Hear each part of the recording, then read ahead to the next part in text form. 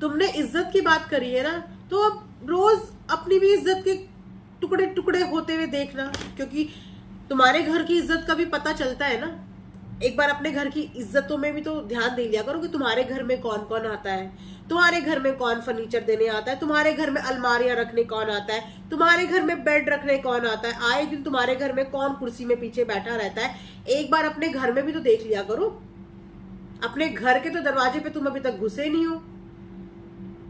चलो सपना के पास तो नहीं है उसका पति, तुम तो किसी के पति हो, जाके अपने घर में तो देख के आओ कि तुम्हारे घर के अंदर क्या हो रहा है। सिर्फ इस बात की जेलसी थी कि सिर्फ आपकी बीवी का चैनल नहीं चल पा रहा था, बाकी सबके चैनल अच्छे चल रहे थे, सबकी अच्छी कमाई हो रही थी, सिर्फ आपकी बीवी का चैनल नहीं चल पा रहा था। जबकि आपकी बीवी के चैनल में आपके बेटे ने, उस भालू ने बहुत कोशिश करी चैनल को चलाने की। उस भालू ने भी गंदी गंदी कंट्रोवर्सी क्रिएट करने की कोशिश करी, कभी अपनी बुआओं को अटरम सटरम बोला, कभी किसी को अटरम सटरम बोला, लेकिन फिर भी आपकी बीवी का चैनल नहीं चला। और आपके अंदर इसी बात की जलन थी, इसी बात की चिढ़ थी कि सपना का चैनल कैसे चल गया। चाहे सपना ने अपना चैनल चलाने के लिए इमोशनली अत्याचार लोगों पे किया हो, चाहे उसने झूठ बोला हो, लेकिन उसने गंदगी नहीं करी, गंदगी आप लोगों ने करी है। और कालू भैया क्या लगा था बच जाओगे? बहन को भरी महफिल में बेइज्जत करके, लोगों के मुंह में डाल के आप सुमड़ी में जाके कहीं छुप जाओगे? ऐसा नहीं होने वाला। बराबर आपके ऊपर भी हमारी नजर है। जिसने ये सारा रायता फैलाया है उसको कैसे भूला जा सकता है? तो आपको तो बिल्कुल नहीं भूला जा सकता, क्योंकि आप कलयुग के ना कंस मामा हो।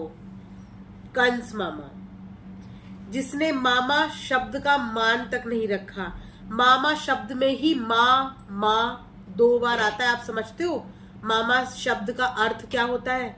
जिस शब्द में अपने आप कुदरत ने 2 बार माँ का दर्जा दिया हो, आपने उस शब्द की भी बेइज्जती करी है, उस रिश्ते की भी बेइज्जती करी है।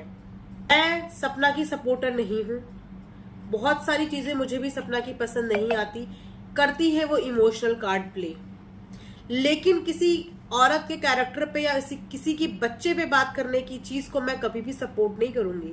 उसने आके आप लोगों की कैरेक्टर पे बात नहीं करी थी, उसने सिर्फ एक वीडियो बनाई थी, लेकिन कैरेक्टर पे बात आप लोगों ने करी है, उस छोटी बच्ची पे बात आप लोगों ने करी है। क्या आप लोगों की यही आदतें हैं? आप छोटी छोटी बच्चियों का इस्तेमाल इसी तरह करते हैं? कम से कम अपने खुद के घर की बच्चियों को तो छोड़ देते। लोगों की बच्चियों को तो आपने नहीं छोड़ा है, वो सबको पता है, सब देख रहे हैं रोज, लेकिन अपने घर की बच्ची को तो छोड़ देते। आप ये भूल गए कि आपके घर में भी एक बच्ची है। इनके खुद के घर में बेटियां होती है, वो कभी भी दूसरे की बेटियों पे उंगली नहीं उठाते। और मैं तो दूसरे की बेटी की बात कर रही हूँ, यहाँ पे तो आपकी खुद की भांजी की बात थी। और आपको क्या लगा कि आपने सब कुछ बोल दिया और उसके बाद आप गायब हो जाएंगे और सारी क्रिटिसिज्म सपना को झेलनी पड़ेगी? अभी तक लोग बात करते थे उसके इमोशनल ड्रामे पे कि ठीक है वो इमोशनल ड्रामा करती है, अग्री करती है, तो कौन नहीं करता यहाँ पे इमोशनल ड्रामा? कौन नहीं करता? हिस्ट्री उठा के देख लो यूट्यूब की, कौन नहीं करता? इमोशनल ड्रामा में कम से कम अपनी इज्जत की धज्जियां तो नहीं उड़ाता इंसान। कुछ लोगों की तो इतनी गंदी हालत है कि वो अपनी बीवियों का शरीर दिखा दिखा के, बॉडी दिखा दिखा के पैसा कमा रहे हैं। समझ रही हो ना मैं किसकी बात कर रही हूँ? आपके घर की खुद की बहुओं की बात। मैं चाहती थी, मैं दिल से चाहती थी कि इस बार सपना आके अपने लिए स्टैंड लेती, और जितनी बातें आपने उसकी बेटी के लिए बोली है ना, उससे डबल और ट्रिपल तरीके से आपके मुंह पे ऐसी लताड़ लगाती कि आप दुनिया में किसी को ना मुंह दिखाने के लायक नहीं रहते। हमारा कोई रिश्ता नहीं है, ना सपना से ना आपसे, ना ही ऐसा सपना मुझे कोई पसंद है, लेकिन एक इंसानियत के नाते, रिश्तों के नाते, क्योंकि यहाँ पे बात अब रिश्तों की थी, यहाँ पे बात किसी सपना की या किसी कालू की नहीं थी, यहाँ पे बात रिश्ते की थी, एक भाई बहन के, एक मामा भांजी के रिश्ते की। उस रिश्ते की बात थी, और उस रिश्ते पे जब बात आई ना तो हर इंसान को गुस्सा आया। और उसी रिश्ते के लिए मैं यहाँ पे फिर से आई हूँ कि अगर आप ये सोच रहे हो कि हम लोग भूल गए आपको, कि आपने आके 2 दिन पहले 3 दिन पहले क्या बकवास करी है, और अब सबका जो नजरें हैं वो सपना की वीडियो में रहेंगी, या लोग सपना से क्वेश्चन करेंगे, तो सपना से लोग क्वेश्चन करेंगे तो सपना उन सबके आंसर्स दे देगी। वो सपना और उसकी ऑडियंस की बात है, उनके बीच की बात है। लेकिन आपने जो कैरेक्टर पे बात उसके उठा दी और जो चोरी का इल्जाम आपने अपनी भांजी पे लगा दिया, उसका जवाब तो आप ही देंगे और आपको देना पड़ेगा, वरना रोज आप इस लताड़ के लिए तैयार रहना। आप जिस तरीके से अपने घर के लोगों की बेइज्जती करते हैं ना, दुनिया की नजर आप लोगों के घर पे भी रहती है, इसीलिए आपके घर की हर एक बात यहाँ वाईटी में पहुंच जाती है।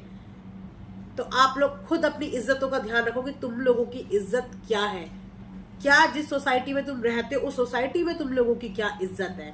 उस सोसाइटी में छोड़ो, अब बड़े भाई हो ना, तो तुम्हें तो बड़े भाई से भी बदतर नौकर की तरह ट्रीट करा जाता है, नौकर की तरह। इससे ज्यादा प्यार तो नाफरमान मलिक अपने घर के कर्मचारियों से करता है। तुम्हारे को तो 2 मिनट लगते हैं उसको बेइज्जती करने में। जब उसका मन आता है तुम्हें कॉलर पकड़ के बाहर भगा देता है, मार पीट के बंद कर देता है कमरे में। तुम क्या इज्जत की बात कर रहे हो?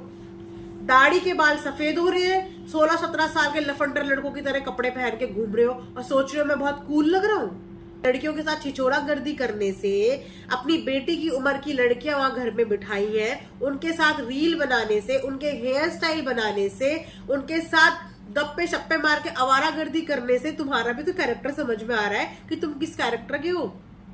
हमारे यहाँ जेठ को ना ससुर से भी ऊपर का दर्जा दिया जाता है, और जेठ कभी कभी अपने भाई की बहू के कमरे में घुसता है ना, तो बाहर से खांस के नॉक करके आवाज दे के घुसता है। और तुम क्या करते हो? बेधड़क होके घायल चाहे फीड करा रही हो, कुछ भी करा रही हो, छोटे बच्चों का घर है, मुंह उठा के सीधा कैमरा उठा के उनके कमरे में पहुंच जाते हो जिस भी स्थिति में वो होती है, क्योंकि तुम्हारा ही कैरेक्टर ढीला है। तुम्हें शर्म नहीं आता है? अपने आप को 17-18 साल का समझ रहे हो बुड्ढे? कम से कम अपनी दाढ़ी का ही, अपनी उम्र का ही लिहाज कर लेते। 2-4 साल बाद तुम्हारी लड़की शादी कराने लायक हो जाएगी और हरकतें कर रहे हो 17-18 साल के लड़के की तरह। 2-4 दिन रह रहे हैं भाई, 2-4 दिन, उसके बाद अपने बैंकॉक ट्रिप पे ही मिलोगे अपने नशा मुक्ति केंद्र में। जैसे ही नया स्टाफ मिलेगा ना नाफरमान मलिक को, तुम्हारी टिकट फिर वहीं की कटेगी। तो इसीलिए ज्यादा उड़ने की जरूरत नहीं है कि तुमने एक बहन के रिश्ते को खराब किया है, और हर उस बहन की तुम्हें बद्दुआ मिल रही होगी, हर एक बहन की, क्योंकि जिसने भी तुम्हारी वो वीडियो देखी है ना, हर किसी के मुंह से यही निकला कि तुम्हारे जैसे भाई से तो भाई ना होना बेटर है, तुम्हारे जैसे भाई को लानत भेजी है हर एक उस बहन ने जिसने वो वीडियो देखी है।